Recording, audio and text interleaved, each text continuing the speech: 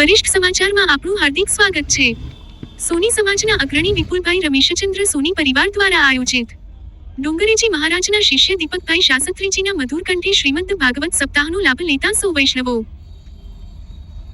વડોદરા શહેરના વાઘોડિયા રોડ ઉમા 4 રસ્તા પાસે આવેલ જય મંગલ સોસાયટી કોર્પોરેશન સ્કૂલની પાસે રહેતા અખિલ હિન્દ શ્રીમાળી સોની મહામંડળના સભ્ય અને 5 ગામ શ્રીમાળી સોની સમાજ વડોદરા શહેરના ખજાનચી તેમજ સમગ્ર સોની સમાજના અગ્રણી વિપુલભાઈ રમેશચંદ્ર સોની સંખેડાવાળા ના સમસ્ત પરિવાર દ્વારા તેમના સ્વર્ગસ્થ માતૃશ્રી મંજુલાબેન અને સ્વર્ગસ્થ પિતાશ્રી રમેશચંદ્ર વિઠ્ઠલદાસ સોનીના સ્મરણાર્થે ડુંગરેજી મહારાજના શિષ્ય દીપકભાઈ શાસ્ત્રીના સ્વમુખે તારીખ 7 જાન્યુઆરી 2026 થી 13 જાન્યુઆરી 2026 સુધી બપોરના સવારે 3 વાગ્યાથી સવારે 7 વાગ્યા કલાક સુધી ભાગવત સપ્તાહનું આયોજન કરવામાં આવ્યું હતું,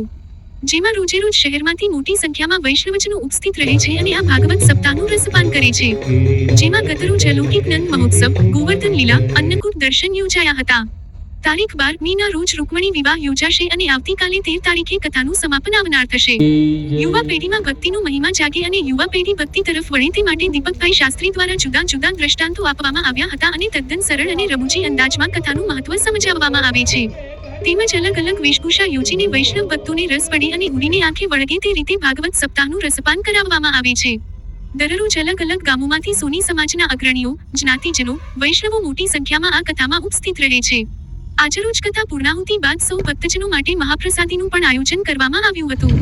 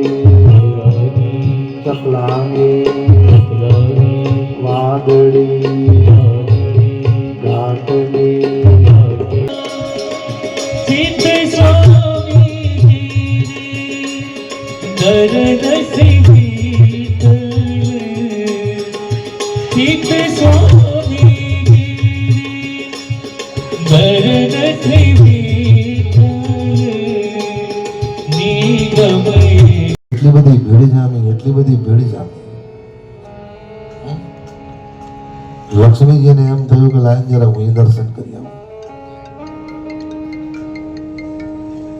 લક્ષ્મીજી 16 શણગાર સજીને